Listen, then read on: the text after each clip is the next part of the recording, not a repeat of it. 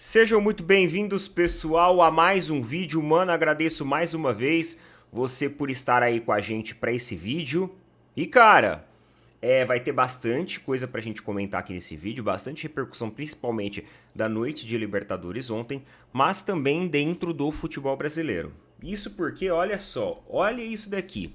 A Liga Forte de Futebol, que tinha criado o bloco lá para venda dos direitos econômicos e de imagem dos clubes de futebol, prometeu horrores de valores, inclusive já até fizeram o pagamento de uma parte da parcela dessa venda desses direitos pelas próximas décadas aí dentro do futebol.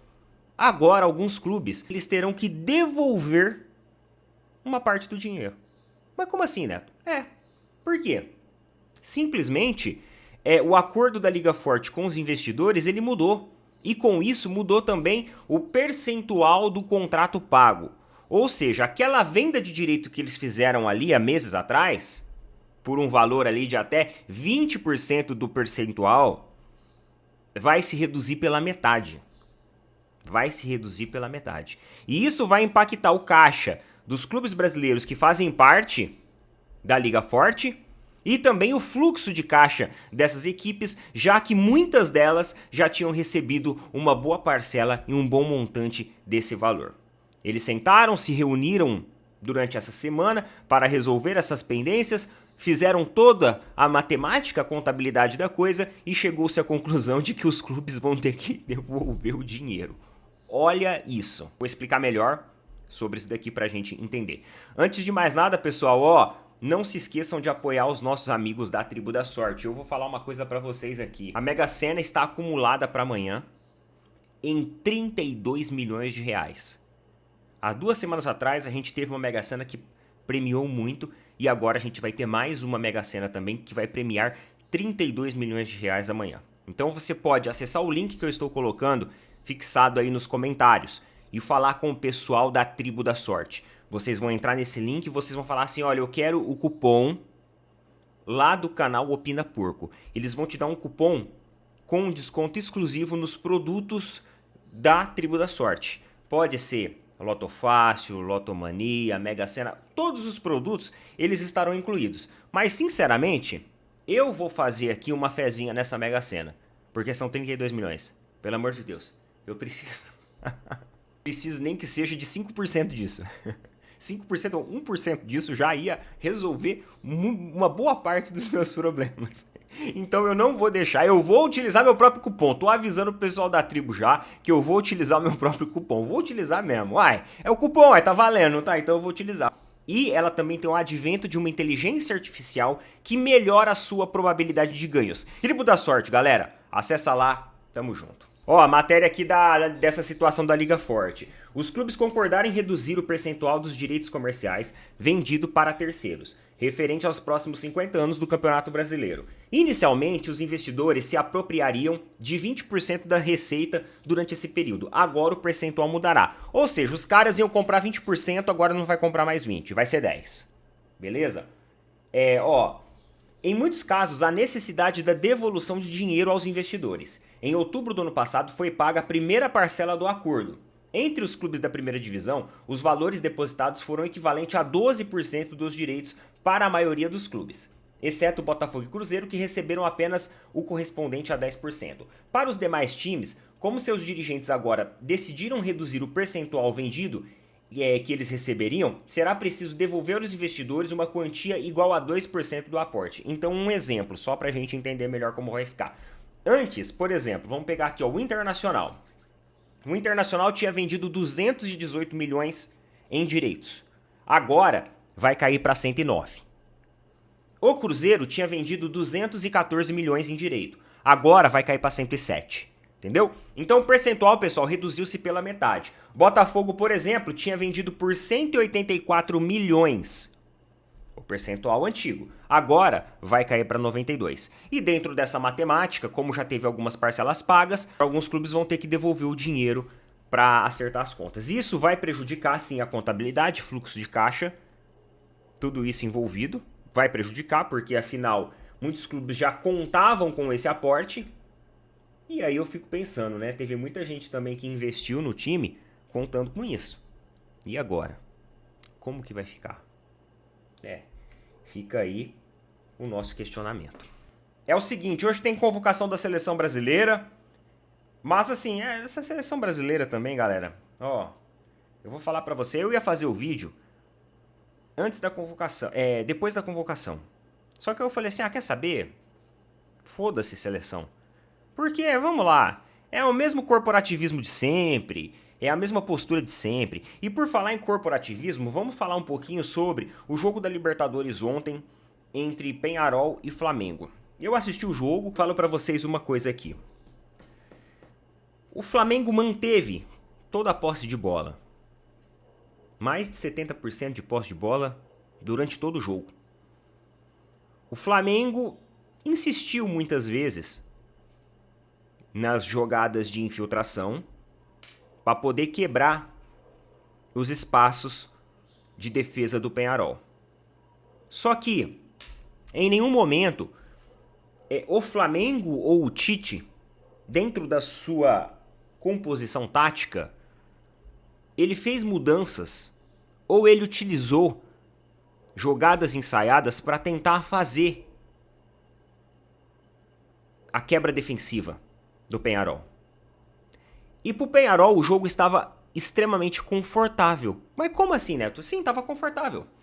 Porque o Flamengo ele era uma equipe previsível. Uma equipe que tinha muita posse de bola, só que não tinha recurso tático, dinâmico, técnico, suficiente para fazer com que o Peñarol se sentisse em algum momento ameaçado.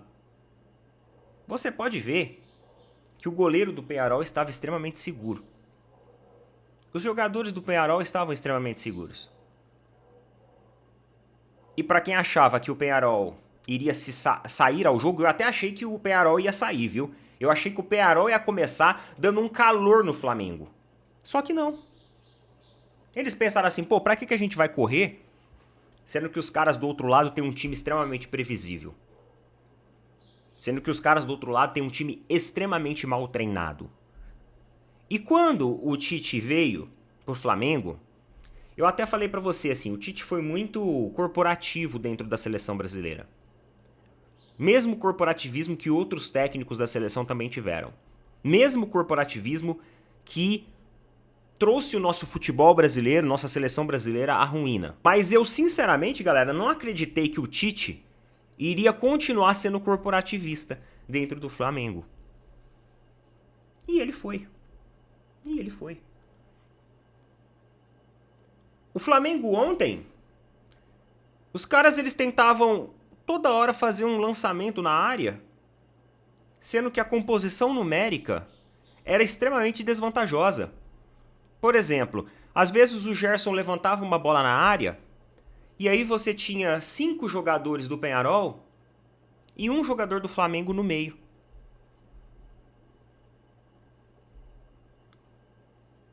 E aí? O Flamengo foi um time ontem que não chutou. E no momento que você não consegue infiltrar, o mínimo que você tem que fazer é chutar. Porque num desse chute, dá um bate-rebate ali com a bola e cai pra dentro do gol. Vocês já viram o Botafogo atacando? Vocês viram como foi o gol do Botafogo contra o São Paulo, lá no Morumbi? Eles desceram a linha ofensiva do Botafogo, esmagando a linha defensiva do São Paulo. Eles forçaram o São Paulo a recuar. Forçaram a recuar tanto que o goleiro se atrapalhou, ele bateu a mão na bola e a bola bateu no Almada e entrou. O Almada estava na frente ali. Ou seja, foi um gol meio que de bate e rebate. Por quê? Porque a linha do Botafogo veio esmagando o sistema defensivo do São Paulo. E ontem o Tite não foi capaz nem de fazer isso. Um paredão e esmagar os caras lá. O Tite ele não entendeu o que é o Flamengo. O Tite ele não entendeu qual que era a característica do Flamengo. Confesso pra vocês até que eu achava que com a experiência, o know-how que o Tite tinha, ele iria chegar propondo mudanças. Ele ia chegar propondo lideranças. E mais uma vez ele comete a covardia de não assumir os próprios erros e ainda achar ruim de ser questionado. Ah, eu não prometi, eu projetei. O que vai ter de marmanjo, de homem, utilizando essa desculpa agora pra mulherada, hein? Mulher chega lá, pega o cara com a boca na botija. Eu não acredito que você fez isso. Você jurou fidelidade pra mim? Ele, não, eu não jurei. Eu projetei. Eu projetei fidelidade. Mano, sério, é ridículo. Não ter a postura nem de assumir o próprio erro. Ainda achou ruim de ser cobrado, mas peraí, não foi... Ele disse com todas as palavras que iria fazer um gol e que as pessoas poderiam cobrar. Ele falou. E, inclusive, o Galvão Bueno colocou um vídeo ontem falando sobre isso. Vou colocar um trechinho aí, ó, créditos pro canal do Galvão Bueno, bora lá. Nenhuma grande chance de gol. Eu confesso que esperava, depois daquela entrevista coletiva do Tite, quando ele disse, podem ter certeza de que um gol sai lá em Montevidéu.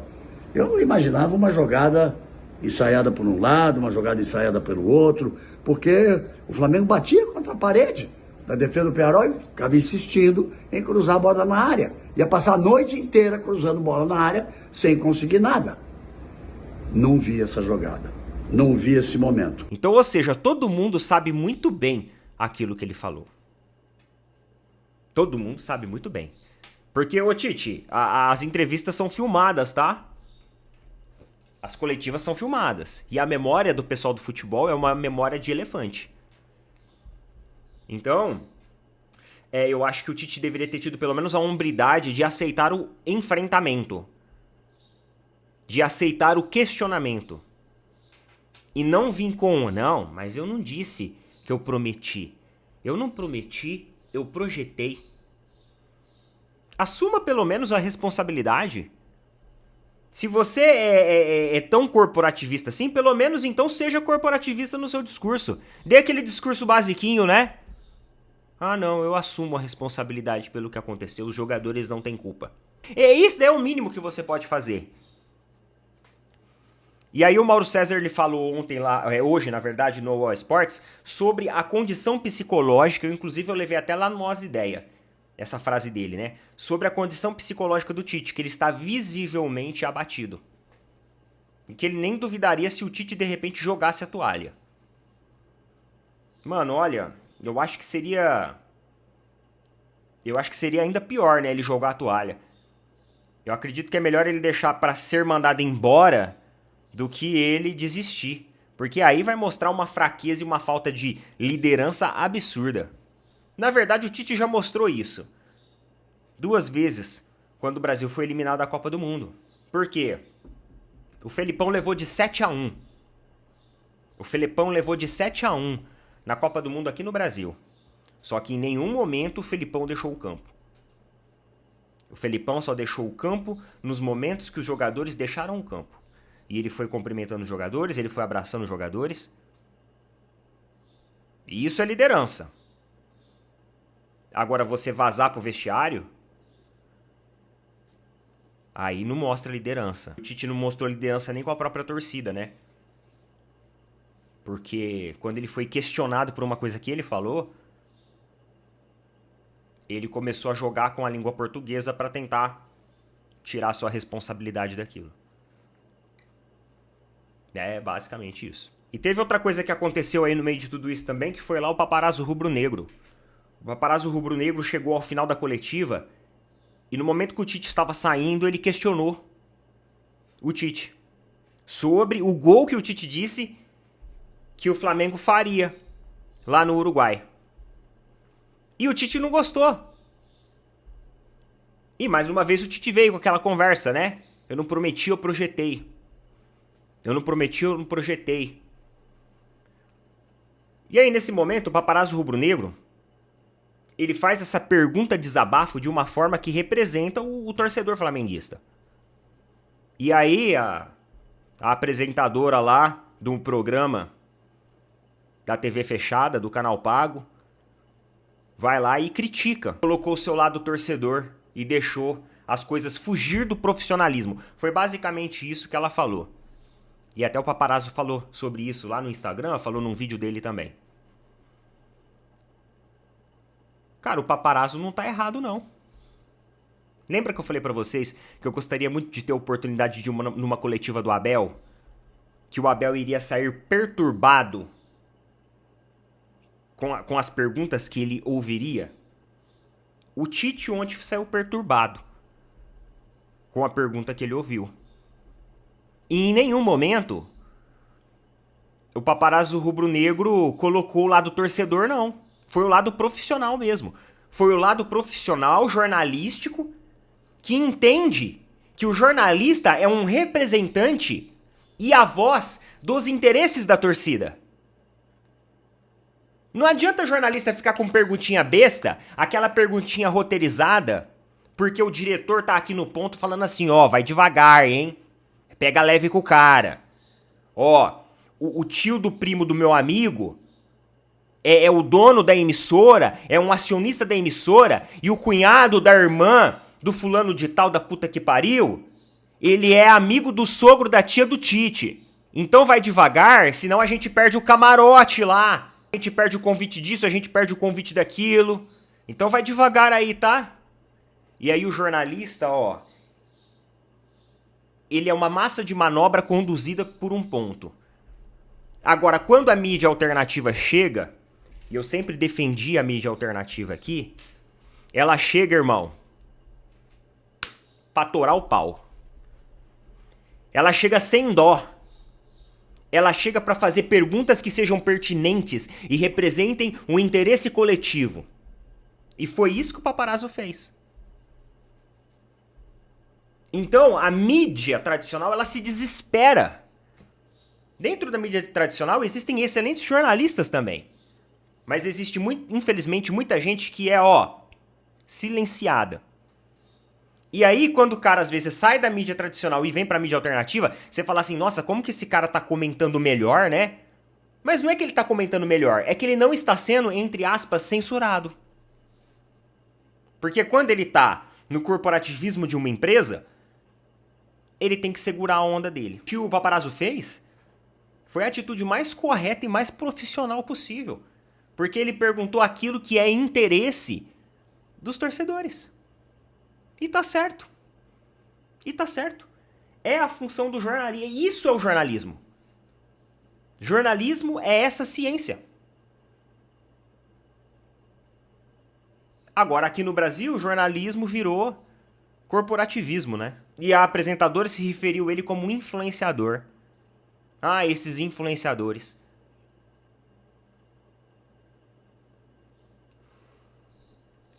O cara é formado em jornalismo. O cara não tá pra fazer brincadeira. Não é porque o cara tá na internet que ele é um influenciador. Existem sim as pessoas que são influenciadoras e existe o cara que é jornalista. E no caso, ele é um jornalista. Essa é a maior vantagem da mídia alternativa para a mídia tradicional. Beleza? Galera, do mais é isso. Coloca nas opiniões aí o que vocês acham a respeito disso. Desejo um excelente final de semana e sexta-feira para todo mundo. E aí a gente vem com novas repercussões. Será que vai ter um fora Tite? Será que o Tite cai do comando? Será que o Tite vai escolher sair? Ou será que ele continua para a Copa do Brasil e tenta virar a chave? Precisa de mais repertório. Precisa de mais repertório para isso. Tamo junto. Valeu, falou. Até mais.